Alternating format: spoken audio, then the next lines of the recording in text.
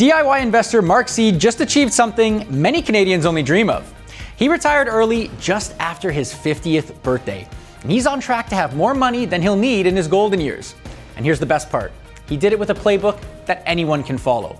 So let's hear how he made it happen and how you can too. You're watching Inside Investing.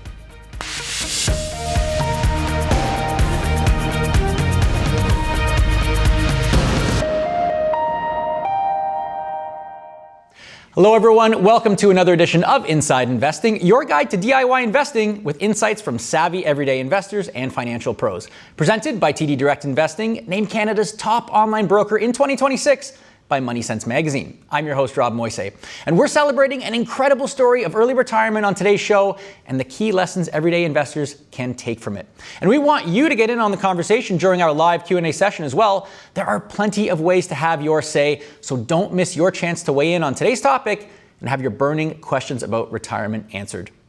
Joining us is Mark Seed. He's the founder of My Own Advisor. He and his wife recently reached financial independence in their early 50s. Mark, it's great to have you back with us on the program. It's been a while, and you've been busy in that time. Congratulations, you made your major milestone happen. Way to go. Yeah, I appreciate that, Rob. And yeah, it has been a few months since I've been here, but it's a pleasure to be back. It's a pleasure to talk personal finance and investing with all the followers of today, and hopefully folks that can watch the recording. And yeah, just happy to share a little bit of the playbook that we'll talk about today. Well, listen, tell us, how did you celebrate the big achievement? You've been working towards this for so long, and here it is. It finally came. So what'd you do? Yeah, well, went out for a nice dinner, first of all. That was kind of nice. But we actually just got back from a 3-week road trip down east. So we've never been to Newfoundland together. So we hopped in the car and we drove and we drove and we drove some more. So after about 6,500 kilometers and about 3 weeks or so on the road, happy to be back in Ottawa, but a nice little experience to see a different part of the country on the road that we've never seen before in some cases. And yeah, more to come.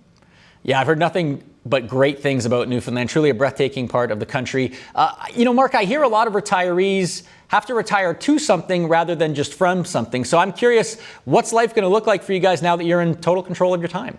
Yeah, no, it's a great point. I mean, certainly I'm still in the honeymoon phase, to be honest, of this early retirement thing. So I'm still really figuring it out, but happy to run the blog as a passion project still. I've been running it for 17 years.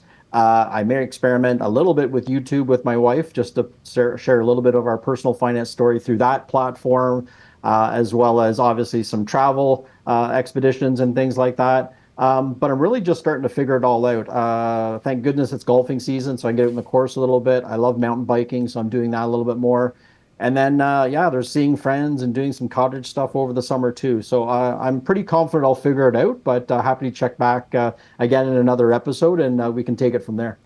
Yeah, I mean, now that you got more time on your hands, I'm going to be bothering you to come on the show more and more. I hope you're ready for that. But there's so much to talk about. It seems like you got a lot on the go. But let's get into your story, because I think a lot of people will want to know, hey, what was this portfolio that you built that was able to get you to the point where you are today? So give us a sense of what your portfolio looks like as you kick off early retirement.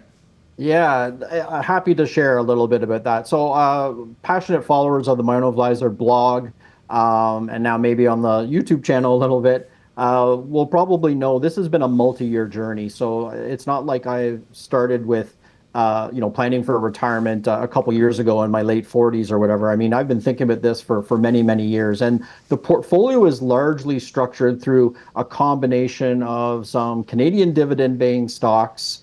Most of that is in our non-registered accounts.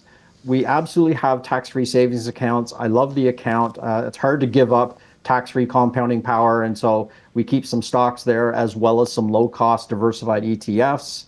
If I move on to the RSP, so the Registered Retirement Savings Plan, I started one when I was 22, Rob. I started with just $25 a month, and then I just kind of kept going from there. So our RSPs, both mine and my wife's, are a combination of stocks, but again, a lot of low-cost ETFs there as well for growth. And then the LIRAs that we've got, so these are the locked-in retirement accounts, my wife's former pension. I have a small pension, DC, defined contribution pension plan for my former employer back in Toronto many, many moons ago. That is all in low-cost ETFs. And certainly we have a bit of cash and cash equivalents for near-term spending. But to summarize for all the followers and readers, it's really a combination of dividend paying stocks, low cost ETFs for extra diversification, and then cash or cash equivalents for near-term spending, because we've got travel plans and we've got day-to-day living expenses. And so I don't necessarily want to be selling lots of stocks or lots of ETFs to fund that. The thing that strikes me about this portfolio, Mark, first off, is that it doesn't seem like there's a particularly complex or esoteric, exotic retirement strategy that you used or anything like that in order to get here. Your investing strategy seems pretty simple. And the other thing too is there's a lot of equity exposure in here. So we're going to talk about that in a little bit too. But first off, give us a sense of like what your income stream looks like now that you've built up this portfolio. Yeah, I mean it's come a long way since the $25 per month into the RSPs back in the 90s when I was a young guy just starting out. And so it's been a multi-year journey. It's been a multi-decade journey, to be honest, Rob. Certainly, there is a heavy bias to equities. I've absolutely had a strong bias to equities for the longest time because I've enjoyed the growth component from equities. And so, yeah, I'm going to stick with that throughout retirement as much as I possibly can. The sum of the dividends plus the distributions and the odd capital gain that we'll probably take advantage of in the coming years, it's been humming along quite a bit. We're probably in the range of about $85,000 per year in what I would say our dividend or distribution income, and so that's basically covering a big portion of our day-to-day living expenses. And we can talk a bit later on about how we got there a little bit more and what that actually looks like. But certainly, we've been very fortunate through a multi-year, multi-decade journey to be investing and stay investing and just keep adding to the portfolio so that basically money begets money, and it's been compounding over time. And so give or take, that 85,000 covers our basic expenses and a few extras. And that's when we knew essentially when our portfolio income could largely cover most of our day-to-day expenses, if not all of them. We feel we could pull the plug on the full-time workforce. One of the things I find really interesting about that chart that we showed about your dividend income is there was huge jumps in the last couple of years. Just take us through what happened there. Yeah, great question, and I get this a lot from followers and readers. They're like, why the spike? Well, first of all, I actually changed my reporting approach. So what I did do early on is I actually didn't include the TFSAs, which are obviously part of our portfolio, and so I added those in. The second thing we did, and the second thing that happened, was my wife retired back in the fall of 2025. And so when we got her defined contribution plan, we were able to move that to the locked-in retirement account. And then basically based on what we invested in, that would produce income, it would produce dividends and or distributions. And so I added that to the chart as well. So basically, the chart in the early days was only focused on a couple key accounts that I would draw down early in retirement. But to really paint a more fulsome picture of all the income, the distributions, the dividends, and the like, I thought, it was much more worthwhile to add all that together and update the chart. And so that's kind of what happened towards the end of 2025. And the chart you just showed really paints a picture for June 2026. Now, with 85K odd in dividends per year, I mean, you're sitting pretty. I mean, that's a good chunk of change. But I'm curious, how did you know how much you were going to need to save? What was that magic number that you were working towards in your earlier working years? Like, did you have a target in mind, and that's what you were kind of grinding towards? Yeah, I mean, certainly, we see reports all the time, I think, in mainstream media around, you need X number of dollars to retire, or you need X number of money to retire at a certain age and stuff. I was actually, Rob, not really focused too much on the portfolio value number. I was actually more concerned about the cash flow. So when I speak about cash flow, it's the aforementioned sum of dividends, distributions, interest earned, and a little bit of capital gains as well, selling off those stocks or ETFs a little bit over time. And so the chart that you see on the screen, there's various income sources that we're going to be able to tap in this early retirement. There'll be a little bit of a corporation salary. I had obviously the workforce up to the end of April timeframe, but that's long since gone. We've got the RSP income that will start drawing down from those tax deferred accounts. We're going to have the taxable accounts, which have some of the dividend paying stocks in them, like I mentioned earlier. And then we'll also eventually have some of those liras, those locked in retirement accounts that we'll start tapping in our mid 50s to start feeding the income stream overall. And so it's again been a long process in terms of discipline saving, discipline investing, and really staying the course. But money just compounded on us, and returns have been stellar over the last 10 years, albeit a few blips. And so that's really just allowed the income to grow, allowed the distributions to be paid, and it basically feeds the chart. Listen, I'm a sucker for a good chart, as I'm sure many people watching the show are, and I love that chart that you created with your spending profile, let's call it, and where you're going to pull the income from. That's a big part of stretching your nest egg out. Why did you decide to do it the way that you did, and do you think that's like the optimal way to do it? I thought about this a lot before this show, and I came to the conclusion that thinking about financial projections or financial plans are great. But, it's really tough to live in a spreadsheet, and it's really tough to live in a spreadsheet for 30 or 40 years, right? So much can change in your life near term, whether that's 6 months, a year, or 2 years, let alone 30 or 40 years. I look back at my 22-year-old self, and, I didn't envision we would necessarily be in this position in my early 50s, but here we are. I obviously wanted it to happen, but wanting something and actually seeing it come to reality sometimes are two different things. And so ultimately what I did is I put that retirement income map together because I thought, why instead of looking at a 30-year window, why not break things down into maybe component parts? Let's look at, a 5-year window of sorts in terms of where the cash is coming from, how reliable it is, where the income streams may be held. And then, we can kind of build forward from there. Certainly plans change, life changes. But ultimately, I knew that about that 85K or so would cover all our day-to-day expenses. And so, again, ready to make early retirement a reality. But where's the money going to keep coming from in 2027, maybe 2028? And you can see at the bottom of that chart, not talking about tapping our TFSAs yet, not talking about CPP, far too young, not even talking about old age security at 65. And so those will come online later. But certainly more near term, I knew we could retire in 2026, 2027, and 28, knowing some of those fixed income or some of those government benefit income streams would be coming online later. And so long answer maybe to a short question, Rob, but breaking things down into component parts is sometimes the best way to achieve your goals. Mm-hmm. Yeah, I mean, plans always change, but it's good to be on top of these things so that you can, react and tweak as you need to. And certainly you've done that over the years. I'm curious, how much money were you saving and investing each month? Because I've talked to some people who pursued FIRE, and they often saved like incredible sums of money, huge portions of their take-home pay. Was that your experience as well? It was not actually. So certainly we had a very disciplined savings rate. We were fortunate to have good paying jobs for many years. And so that allowed us to have a decent savings rate. But I would say, Rob, on average, our savings rate was probably in the range of 10 to 20% net. What allowed us to accelerate some of the kind of financial independence, retire early, if you want to put me in that category in our early 50s, was that basically any bonuses or any lump sums that we would have had from the workplace from that perspective, from maybe good performance and what have you, we didn't actually give in to lifestyle inflation. We didn't actually take that money and go on a big trip. We didn't go out and buy any kind of brand new cars with that money. We actually squirreled that money away and we saved it.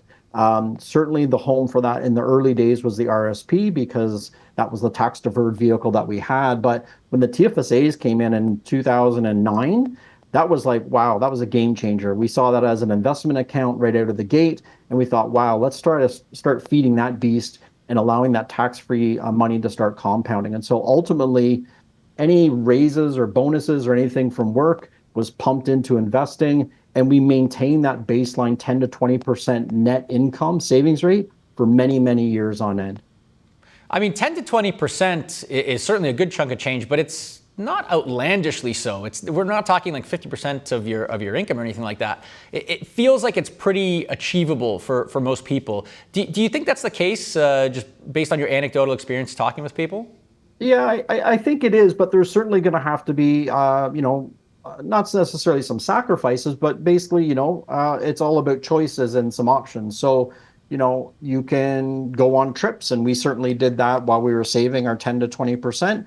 but maybe we weren't upsizing our cars all the time. I have blog posts on my site that chronicled me driving a 17-year-old Mazda that literally rusted out to the ground when I went over a small speed bump on the way to the golf course. And so that was a choice that I made. I didn't necessarily, I mean, certainly I wanted a nicer car and a newer car, but that was a choice for me at the time to say, if I sacrificed getting the newer ride then, some delayed gratification would allow us to have a little bit more fruits of our labor later on. And so that was just one tangible example for us. We certainly could have went on longer trips and more expensive trips back in our 30s and 40s, but we still traveled quite extensively. We went to South America, we went over to Europe a few times, we've been to Latin America a few times. So we haven't really given up in terms of sacrificed a lot of things to get to financial independence, but we knew a consistent, disciplined savings rate, essentially taking advantage of the RSPs all along, and certainly taking advantage of tax-free savings account as soon as they come out, have been really a huge ticket for us to get to this point. Okay, so a nice little rule of thumb for people to follow there, that 10 to 20% sweet spot in savings, and just maximizing those registered accounts as much as you can. I want to get into your investing strategy a little bit, because you held what was essentially a 100% stock portfolio for the most part of your journey here, until you sort of tacked on some cash investments as you were approaching early retirement. So take us through your rationale with that. Like, why did you decide to go all equity? And I'm curious if you're thinking about changing your mind now that you're actually in retirement. Yeah, I have actually made a few tweaks since we've been retired now. So I was pretty much all equities all the time kind of guy throughout my most of my 30s and 40s. I've recently kind of let off the gas a little bit because I've recognized that I need the cash, or what I call cash or cash equivalents, things like money market funds or cash alternative ETFs and the like.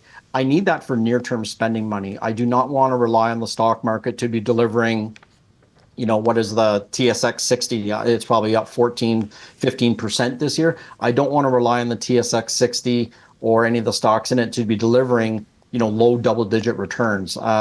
They may happen. That's great. I will spend more money if that happens, but I don't want to rely on that over time. And so I'm currently around 90% equities and 10% cash equivalents across the entire portfolio. That includes all the things in the green cells that we talked about before, the corporation salary that I'll withdraw, the RSPs, the TFSAs, and also the liras and such that we'll tap later on. And so we're basically 90-10, Rob, in terms of our asset mix.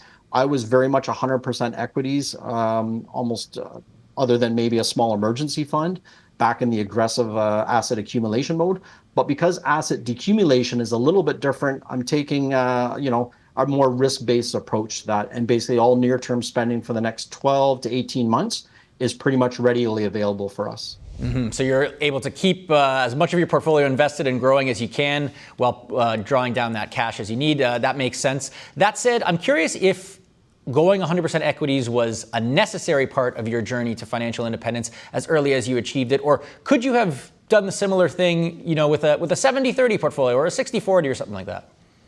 Yeah, I think folks need to invest in a manner that kind of allows them to sleep at night, a bit of a sleep at night factor. So certainly not all DIY investors or self-directed investors need to be 100% equities. But certainly if your long-term horizon is going to be invested and staying invested for 10 years, 20 years, or 30 years, that's going to put the rates of return in your favor from a global pool of stocks through low-cost ETFs or the like. You probably can be very successful in 90-10. You could probably be very successful in 80-20. Then it's going to boil down to your savings rates. Certainly, having 100% equities is probably going to give you a little bit of an edge in terms of long-term returns, but you're probably not missing out if you're going to go 90-10 or 80-20 or maybe even 70-30. I would, advise or, kind of coach people on the principles of having a plan, having a long-term savings rate assigned to that plan, and sticking with some sort of asset allocation recipe that allows them to kind of just keep the pedal down and keep saving. If that's 100% equities for you, awesome. If it's 90-10 or 80-20, that's okay too. I'm curious why, too, you chose the dividend investing approach, because for someone who wants to reach financial independence early in life, you would think that you would just take whatever's the maximum expected returns, and that's usually stocks that focus more on capital growth rather than paying out dividends. So why did you take the dividend approach, and would you do the same thing if you were to do it all over again? Yeah, it's interesting for me to go back in time and kind of look at some of my own lessons learned. I think we had this actual debate with another guest of yours on the webinar, Rob, in terms of total return or invest for income.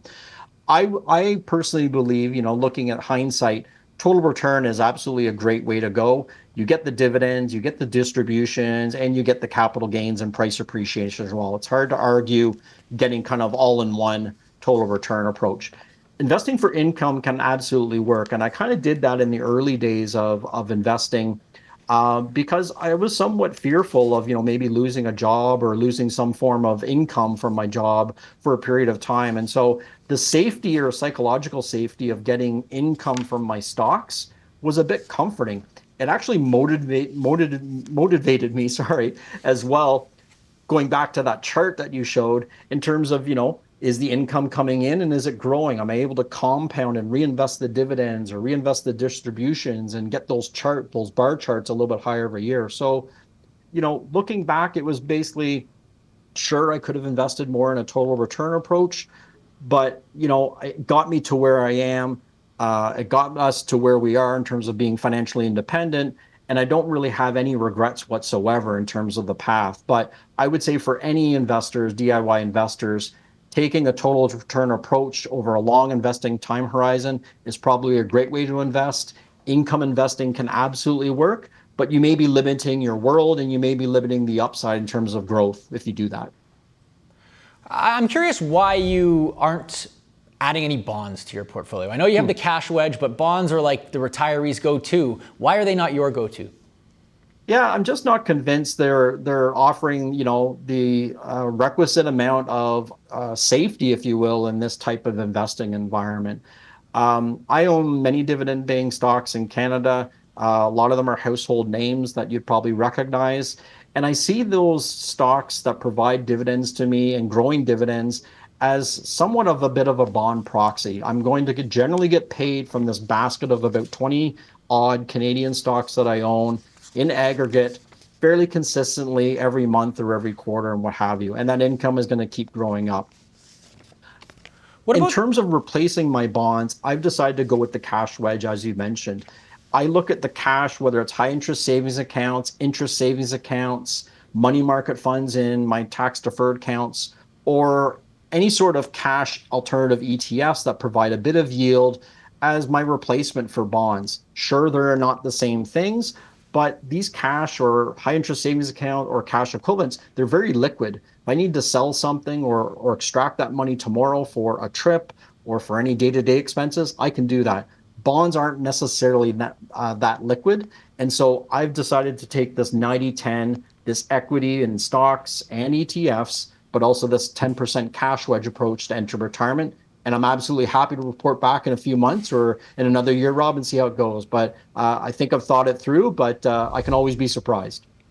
What about the diversification aspect of all of this? Because obviously retirees are very concerned that a stock market crash is going to wipe out a big chunk of their portfolio. And we heard something really interesting that I want to get your take on from another early retiree, Karsten Jeske from Early Retirement Now. I know he's a friend of yours. He was telling us that the data tells us that international stocks don't necessarily provide the shelter from those sort of market downturns that you might think. Let's hear the rationale.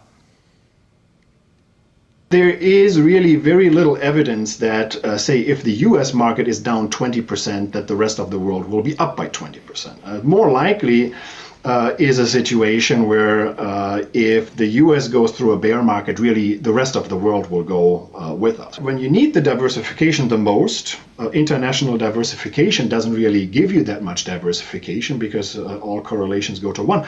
But it is true that during the subsequent recovery, it's absolutely possible that that other countries and other regions and other sectors will do much better.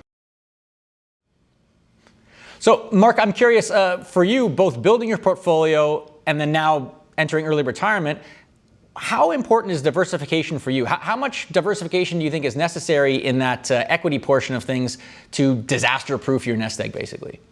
Yeah, I think it's quite important. You're right. I know Karsten. I was able to meet him many years ago at a conference, a personal finance conference in Washington, and we had a great chat about cash wedges and bond structures and other things. I don't know if he recalls that, but I certainly do. And I actually, before today's show, I actually looked at some of the returns from emerging markets and developed markets, and they're actually beating the S&P 500 this year. And so while Karsten is correct in terms of the correlation and the scatter plot diagram that he put on the screen, the reality is that Karsten, nor any financial experts, nor myself included, we simply don't know what markets are going to return in the future. We don't know where those returns are going to occur in the future. And so the beauty of having a low-cost, diversified, equity-oriented portfolio that invests in the US, that invests in Canada, that invests in international markets developed in Europe, or they also invest in emerging markets, you're going to get those returns. You're basically pooling and hedging your bets that some of these markets may outperform those other ones at any points in time.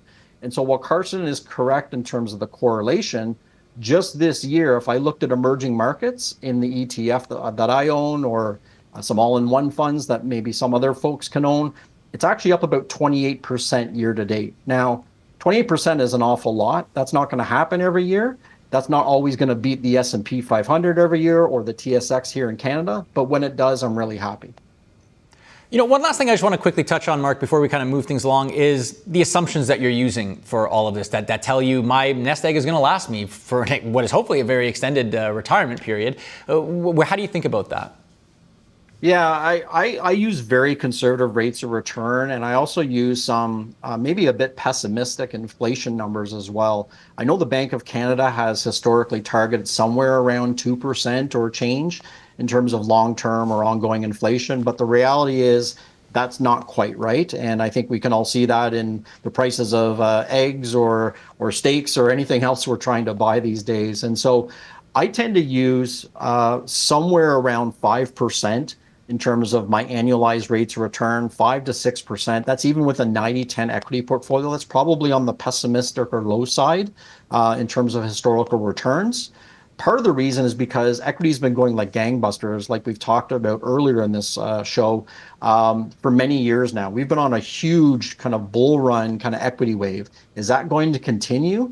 It may not. And so I tend to use more conservative 5 to 6% equity returns long term. And I actually use about 3% inflation for our portfolio. I know that inflation's been running much higher than the Bank of Canada targets. I can feel that in my pocket. And so between the 5 to 6% kind of equity returns, if you will, or the biased equities in our portfolio for annualized stock portfolio returns, and 3% inflation, my real return is pretty minuscule. It's about 2 to 3% real return, meaning after inflation.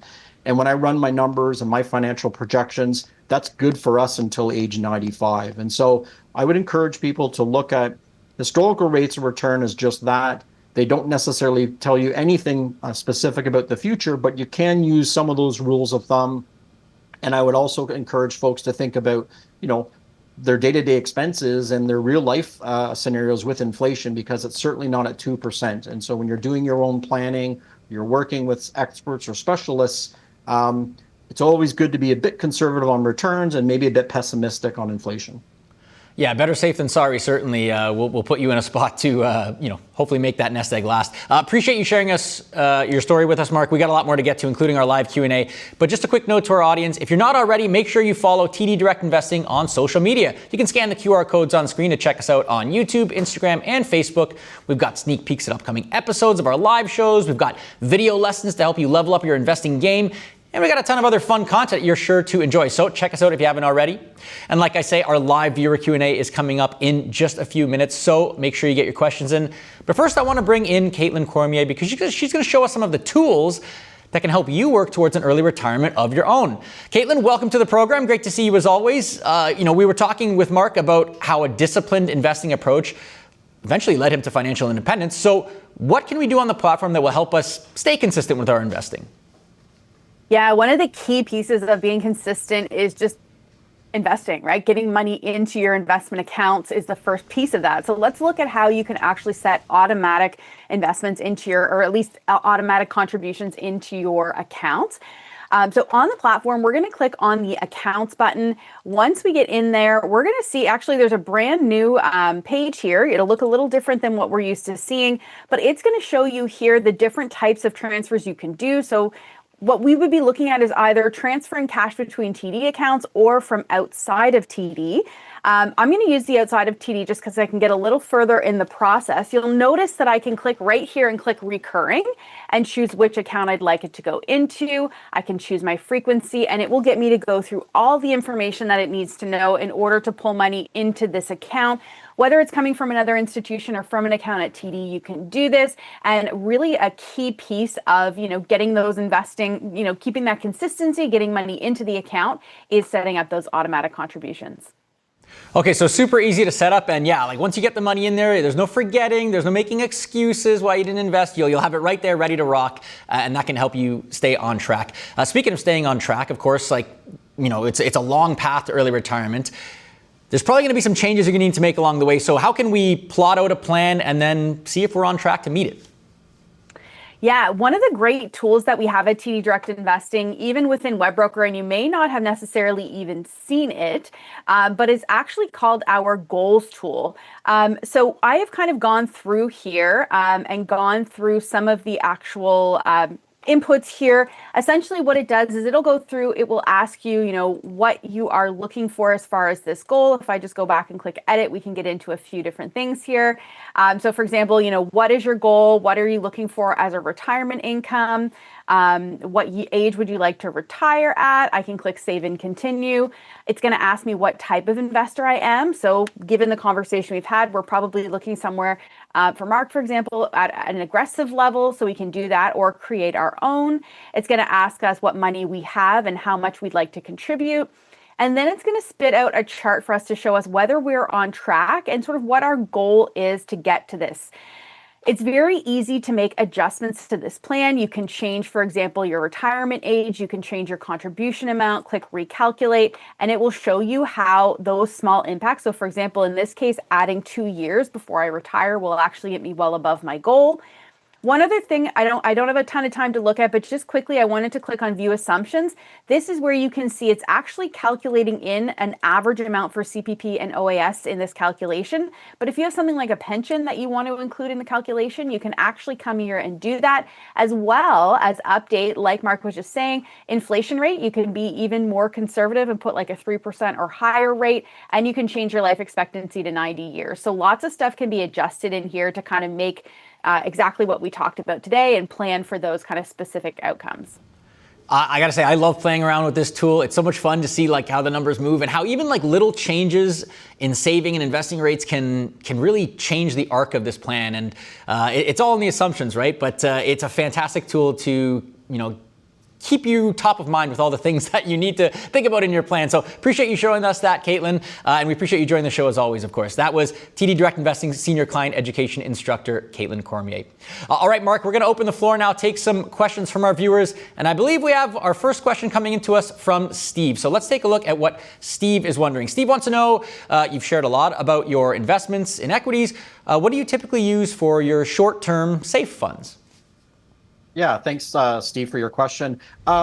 Basically, to keep cash safe or to basically spend the cash near term, we're looking at a combination of high interest savings accounts. We're looking at interest savings accounts or ISAs. We're also looking at money market funds in our tax deferred accounts. And we're also looking at GICs in some cases, depending on the yields or the rates. And we tend to focus those, again, in registered accounts. And so it's really the sum of all those things that we look at. There may be also cash alternative ETFs, so you can do a quick search about some of those products as well that offer a small percentage yield, and they may offer more safe investments, if you will, in treasury bills and the like. So that's kind of my substitute for bonds that I was speaking with, and that's kind of our safe haven, if you will, for the near-term spending. Mm-hmm. Great question. Yeah, so some options for people to consider if they're interested in taking that approach. Let's get to our next question. This one coming to us from Brent. Brent's saying, how would we know if our household income is enough to support our retirement? Yeah, I mean, it's a tricky question, Brent, in that you do need to make some assumptions about what that looks like. Certainly in our case, we used 5% annualized returns. We used 3% inflation. So on a basis of 2% real return, if our portfolio can deliver that, we would have enough, if you will, of that magic number to retire early. In our case, when I talked about the 85,000 or so active dividend and distribution income, that's on an annual basis. That has been growing a little bit even this year, and that is enough to cover all of our day-to-day expenses. It's not enough to cover all our discretionary travel expenses, some international trips that we want to do, and that's where the capital gains and selling some assets may happen over time in the coming years. But ultimately for us, we wanted to look at, the annual investment income of our portfolio of around 5%, and is that enough based on what we have to cover all of our day-to-day annual spending? And in our case, it was. Everybody has a little bit more of a different buffer and a different flavor to use, but I would start with some of those assumptions around rates of return and inflation and see if that actually works for you and your portfolio value. All right, great perspective to consider there. Let's get to our next question coming to us from Patrick. Has the Canadian dividend gross up impacted your income or tax planning strategy? Patrick, it hasn't really. I mean, certainly we have taxable dividends and income coming in. The fact that I'm not working anymore in a full-time capacity, it should actually lower our tax rate quite a bit. Again, was fortunate to have some good paying jobs over the years. I worked with a great employer, but those days are now behind me. And so when I was working, I had actually more of a tax burden when I was investing in the taxable account. Now that I'm not working, I'm maybe just taking a small corporation salary for the next year or so. The dividend gross up is actually not much of a burden as it used to be. And so was I paying a little bit in tax every year based on my strategy? Yes, but it wasn't in orders of magnitude, and it wasn't like I was making tax payments by installments either. And so I would advise a lot of DIY investors to, again, focus on those registered accounts first, the RSPs, the TFSAs, and the like. If and when those accounts are full, then you can dive into taxable investing. And sometimes, often, depending on all the income streams that you have, maybe taking a total return approach and not just focused on Canadian dividends in the taxable account could work for you. So it does depend on the investor. It does depend on your income streams. But for us, it's actually not a huge impact. Well, that's a nice little benefit there, not having to worry as much about taxes, I guess, initially, than you did in your working years. I mean, that's fantastic. Nobody likes to pay taxes, right? In any case, let's get to Jonathan's question. He's got one coming in for us. When managing your cash reserves, do you keep a full 1 to 2 years of expenses on hand, or just enough to cover any difference between your annual spending and dividend income? Yeah, Jonathan, it's probably more the former. We're actually looking at, and we've pretty much funded between the cash reserves, kind of, that first bucket at any bucket approach, that, covering off your short-term needs. We've got that covered basically between now until the end of 2027. So when I forecast out in terms of our annual spending, our day-to-day needs, our wants, and then any 10% buffer, if you will, in any given year, that's already set aside for us for all the spending we want to do between now and Christmas time, if you will, 2027. In the meantime, what's going to happen is those dividends are going to get paid, those distributions are going to get paid, and it's going to build up some of the cash reserves that I'm actually pulling out. At some point in the future, I will start selling some of the equities and ETFs. That just makes sense. I'll do that through probably my taxable account first and take some tax efficient capital gains. But to answer your question, largely the first year or so is already kind of set aside because we know we need that money and we need to spend it. And I'm going to work on kind of a future withdrawal plan looking into 2028 and 2029. And Rob and the team can have me back, and I can tell you how I structured all that fun stuff. Absolutely. We would love to dig into the numbers with you. I actually have a quick follow-up for you. DRIPs. I know you're a big fan of dividend reinvestment plans. Did you turn them all off when you enter early retirement, or are you doing it in stages? What's your thinking around that? I had a feeling you'd ask me that, and I'm glad you did, because we actually turned the DRIP taps off, with the exception of our tax-free savings account. That's the only account that we've got the DRIPs running. And if you look back in the first few minutes of the conversation when I was talking about all the available income streams that we're going to have in our early retirement, TFSAs were not one of them.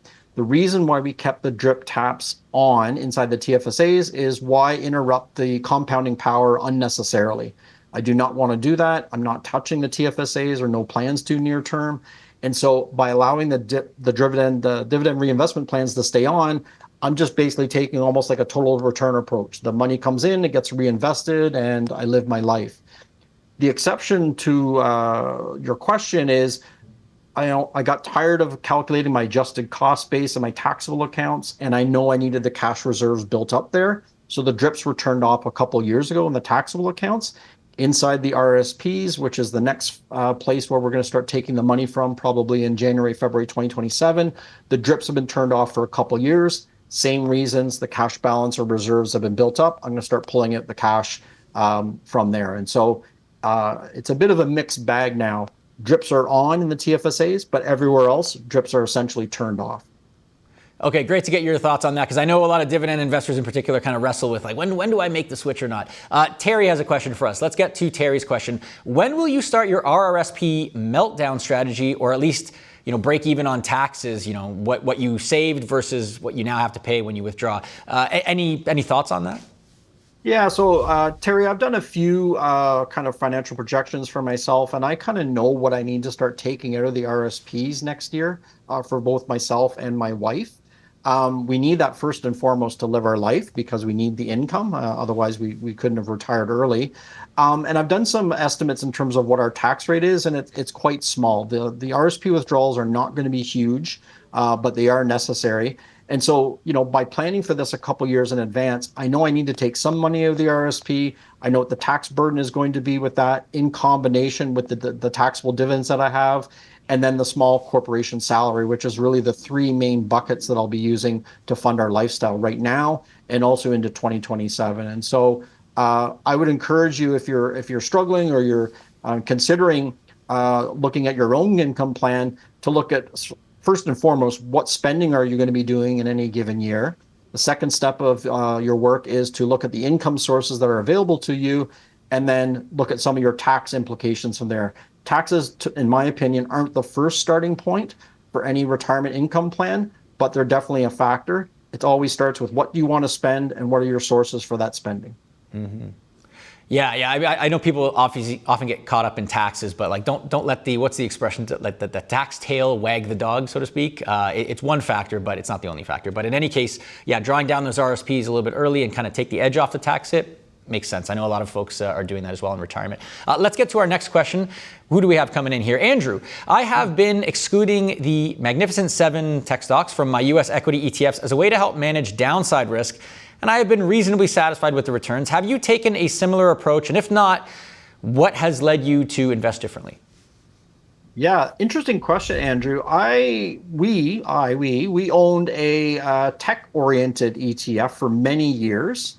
It was a product that invested basically exclusively in the top kind of 100 tech stocks, and we actually sold it a little while ago. The reason being is I didn't want to be overly exposed to tech, and I actually already had tech as part of my global low-cost diversified ETF portfolio in the fund that I own. So I was kind of doubling down a little bit on tech for a while, but I've since wanted to sell that ETF, and I did back in the summer of 2025.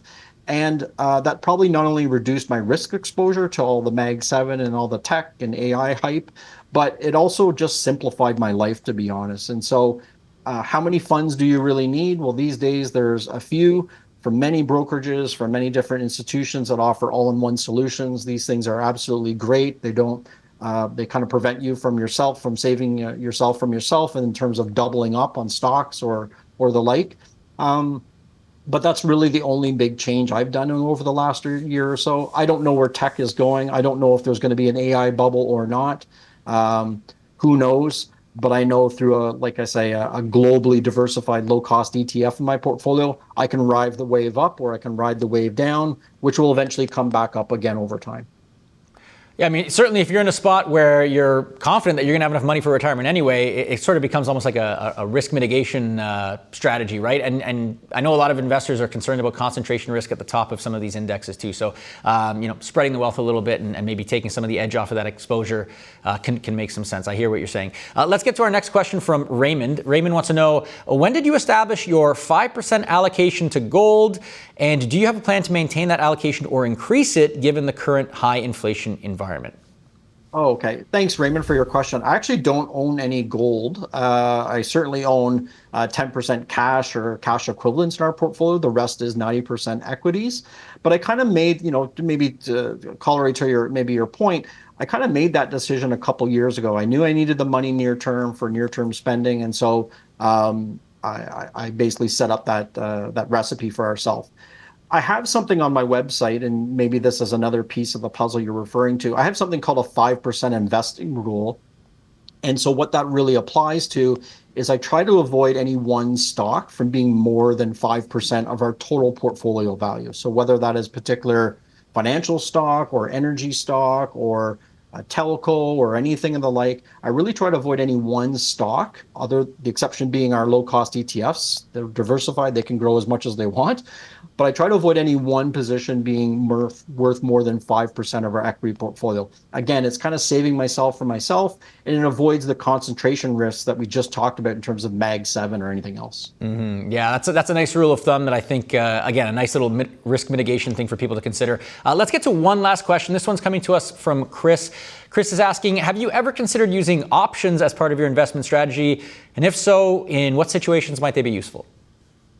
Yeah, I mean, I've considered it, but I've kind of kicked it to the curb because I recognize that the approach takes a bit of work, to be honest. It takes an extra level of sophistication that I don't really feel I need.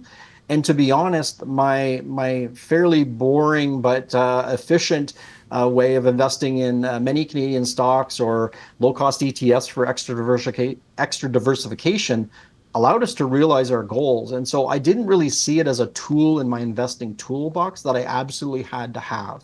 That being said, I understand some people want to do options. They enjoy getting, heavy into that type of investing approach. They enjoy some of the income they can earn from it as an income capture strategy. There are other types of strategies. You can trade through momentum stocks and other things. But to be honest, to the question, it never really appealed to me because of the work involved, and I just thought there was a more efficient and more foolproof way to get to the destination that we just got to. So options and other types of strategies can absolutely work for folks, but you have to wonder how much is your time worth and what's the benefit you're actually getting out of it in terms of an ROI. Yeah, so just not wanting to, I guess, complicate the investing strategy that had been working so well for you. Kind of makes sense. But yeah, you're right. I mean, like some people love options trading. It's certainly become more popular among retail investors. So, it could be something to consider. In any case, Mark, time beats us. We got so many more questions coming in. I think you're going to be very busy in your early retirement with all the questions that people want to throw at you. So we'll have to have you on again soon and field some of those as well. But we appreciate you taking the time to share your journey with us. It's a fantastic story because I think it's so relatable to so many people and so applicable to your everyday Canadian. So really appreciate you sharing it and giving us some of those pointers. Always amazing to be here, Rob, and happy to come back. And just thanks for everyone following the site. And ask me more questions. Happy to come back and answer more of them here. Awesome. Well, we're going to hold you to that. But in any case, that's for next time. Time beats us now. Thank you all for tuning in as always. Make sure you check out next week's episode. We got researcher Stefan Shorkansky joining us with a new retirement spending rule that he claims is better than the 4% rule. We're challenging retirement spending orthodoxy next week, so make sure to tune in to find out if his new spending rule truly lives up to that high praise. That's all the time we have for this edition of the show. From everyone at Inside Investing, thanks again for watching, and we'll see you all next time.